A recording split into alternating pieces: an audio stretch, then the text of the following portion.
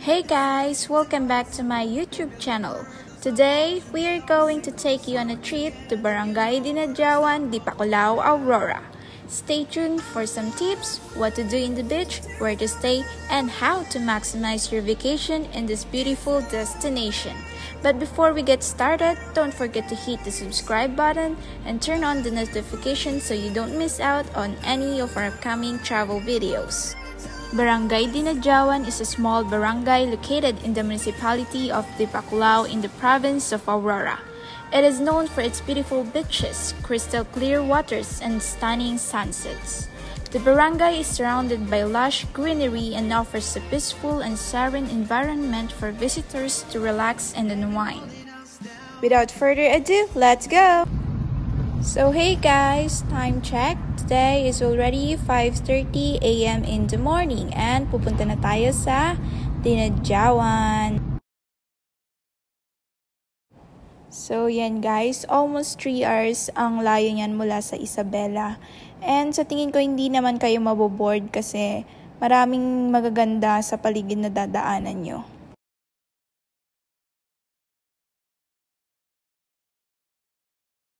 OMG guys, look at this view. Ang ganda. Pwede rin kayo mag-picture dyan, oh.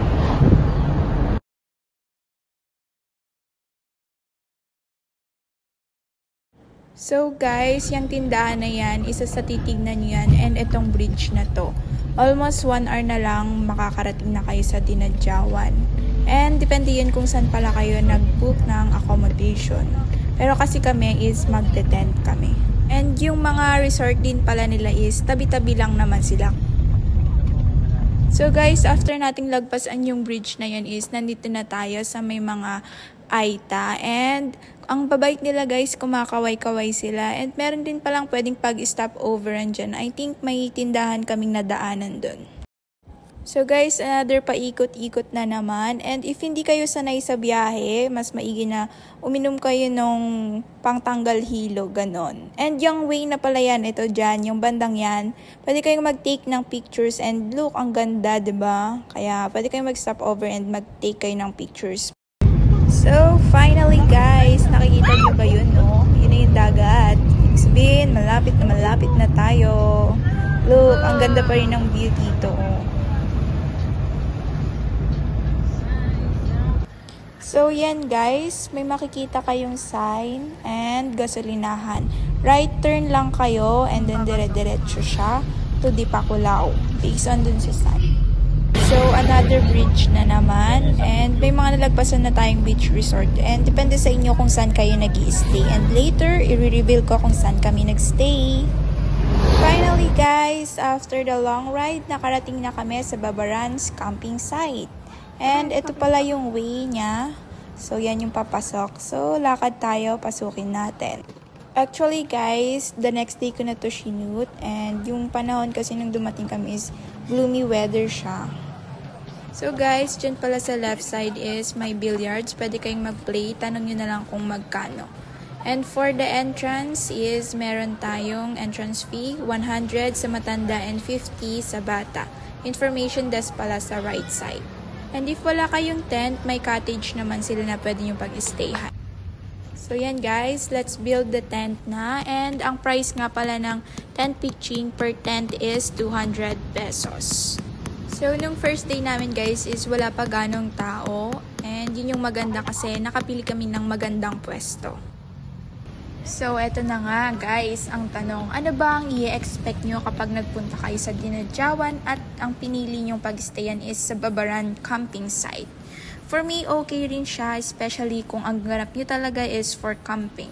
Mostly din kasi ng mga tao doon is may dala talaga silang tent. And aside from doon, ang maganda pa is merong billiards na goods pang band if kasama nyo yung mga tropa nyo or pwede rin yung family. And syempre, meron silang tindahan. Pwede kayong bumili ng mga shampoo kung nakalimutan nyo. And marami pang pwedeng bilhin doon. May isa lang silang tindahan doon. And kung wala naman kayong tent and ang ganap nyo lang is for walk-in or mag-day tour lang kayo, is may cottage naman sila doon na pwede yung pag-stayhan. And yung price, depende siya sa laki. And kami kasi hindi na kami nag-avail since may tent naman kami and table. So, okay na kami doon. And ano pa ba? Meron din silang grilling section and common kitchen. Pwede kayong mag-ihaw-ihaw, magluto doon, and hugasan yung mga pinagkainan nyo. Mamaya ipapakita ko rin yun. And kung internet naman ang problema nyo, no need to worry kasi meron silang PisoNet. Ako hindi na ako nag-try mag-PisoNet kasi meron akong data, pero yun nga, ang cons lang is mahina yung signal. Most of the time, nung malakas lang siya kapag madaling araw na siya. So guys, here's what you can do in the beach. First, you can play volleyball with your family or friends. And as for us, hindi na kami nag-rent ng ball kasi meron kaming dalang ball. And I think mura lang naman if mag-rent kayo ng volleyball ball talaga dun. And may tent na rin siya sa banda dun. And let's see kung mapapakita ko later. So, ito na ang ganap guys. After magtayo ng tent and maglaro konti and gala-gala dyan sa lugar na yan, nag-decide na kaming kumain for our lunch. Bali, late lunch na yan. I think mga 2 p.m. na yan. So, since akong nakatoka sa Hugasen, and ito, punta tayo sa may kanilang grilling area and kitchen area. So, yan, pwede kayong maghugas dyan. Malinis yung tubig, guys. Hindi siya madumi, as in. And pwede rin kayong mag-toothbrush dyan kasi malinis talaga siya. So, yan, tamang hugas lang tayo ng plato. So, yan, guys. Another food trip na naman. So, kain-kain lang. And then mamaya, pwede ka magtampisaw sa tubig. Pero sa amin guys is hindi kami nakaligo kasi ang lakas ng alon. And yung cons din pala nito is mabato yung lugar. So good lang siya for relaxing. So yan guys, para mas ma-appreciate nyo, yan yung area for grilling and kitchen. So ito pala yung way papunta dun sa beach. Yan, kita nyo madami ng tao at that time. Nung bago dating namin is parang konti lang yung tao, bilang lang, makikita nyo. So, yun yung dagat. So, yun pala yung volleyball. Doon kami naglaro. Pero kami is dito na lang. And yan, may namit kaming mga bata na local doon. Si Richard and Emil. Since hindi talaga kami makaswimming guys, kasi bukod sa sobrang lakas ng alon and talagang mabato siya. Kaya naisipan na lang namin mag-play na lang dyan ng volleyball. And later, papakita ko pa yung pwede nyong gawin dyan bukod sa swimming.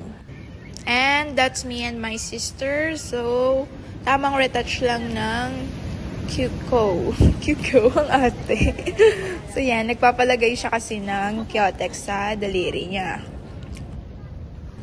So hey guys! We're back again and bigla kaming nagutom today. So today we are going to eat some eggs and banana. At manunod kami. So let's go. Let's eat. Okay, partner, this is yours.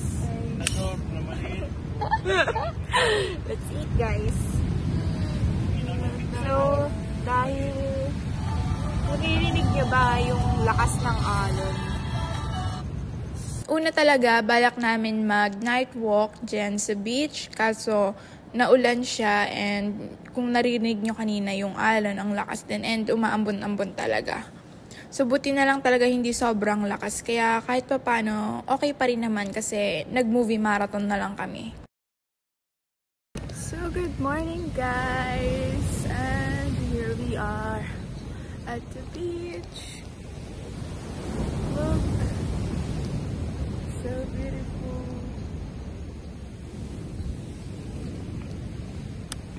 So guys, tignan nyo ang ganap for today's. So yan yung tent namin. Diyan kami nag-sleep. Yan, may ilaw siya. Very natural ang atake. And dun pala yung CR. So yan. Ganda mag-night walk. I mean morning walk. Mas umaga na.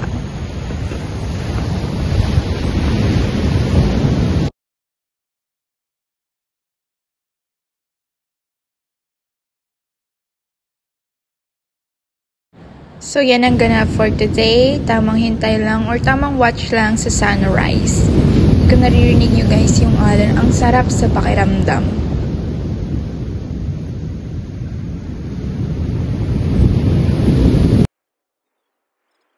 So yan, tamang chismis lang sa harap ng dagat.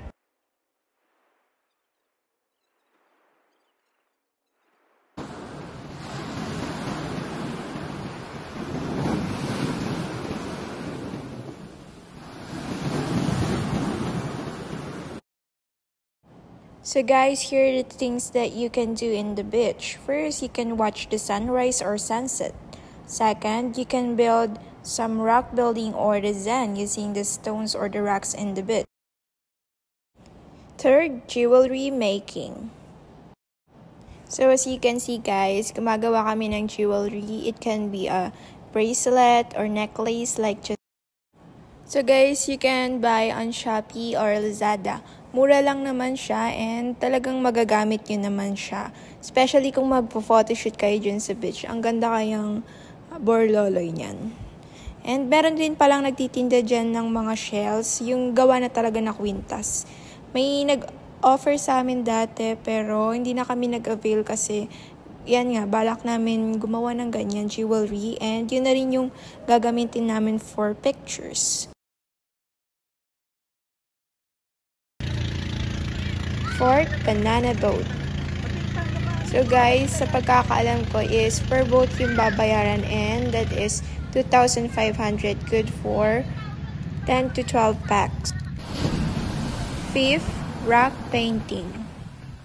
So ayan guys, mabato talaga siya and magandang opportunity and para maghanap ka ng mga rocks and yan yung napili ko, yung flat siya para pwede nyong paintan and iuwi nyo siya as a remembrance. So yan guys, kami ng sister ko, nagpipaint kami. And keming paint lang naman yun. Actually, initials lang naman namin yung nilagay namin kasi hindi talaga kami marunong mag-paint. So ayan. And ganito pala yung itsura ng Babarans kapag medyo pahapon na to eh. So yan, pwede kayong maglaro dyan. Actually, dalawa yung net nila. Look at the sunset guys. Ang ganda. Ganda mag-photoshoot sa time na yun. Actually, nag-picture. And this is the night vibe. So, yan. Actually, pwede kayong magpatugtog dyan. Pero syempre, be mindful lang sa lakas. Yung tamang rinig nyo lang. Kasi may iba't ibang tao ring nandyan dyan. And yung iba, ayaw nila. And yan nga kami, sisters. Yan, tamang nood lang sa moon. And look, ang ganda. Bago rin pala kami umupo dyan is nagpicture kami kasi why not? Good morning guys! Today is our last day. Gonna miss this. Look, waking up this kind of view and vibes. I'll definitely miss this. As I pack up my tent and gear, I carry with me a sense of gratitude and a renewed appreciation for the little things that make life so special. Babarans camping site will always hold a special place in my heart, reminding me to always seek out moments of peace, connection, and gratitude in my everyday life. So guys, nung pauwi na kami, may sa ibang daan kami dumaan and kung naalala nyo yung bridge na may tindahan, merong sign doon na to San Pedro and yun yung dinaanan namin. So, ito yung daan papunta doon. So, ganyan siya. Parang mas kokonti lang yung dumadaan and magaganda rin yung tanawin doon and hindi ka talaga maboboard. And yes, marami pa rin paikot-ikot. So, ayan guys, look at the sign to Santiago City. Diretsuhin nyo lang yan. So, look at the view. Pwede kayo mag-stop over basta sa safe na gilid and mag-take ng pictures. So, guys, ang ganda talaga. So guys, tong bagong dinaanan namin is may madadaanan kayong medyo rough road and yan siya. So guys, dito yung way papunta ng Santiago. And dun ata is river. So don't worry guys, sa part lang naman na yan and the rest is sementado na ulit. So there you have it, guys. That wraps up our trip to Barangay Dinadjawan, Dipakulaw, Aurora. We hope you enjoyed this virtual tour and we can't wait to see you in our next travel adventure. Don't forget to like, comment, and share this video with your friends. Thanks for watching and we'll see you in the next one. Bye!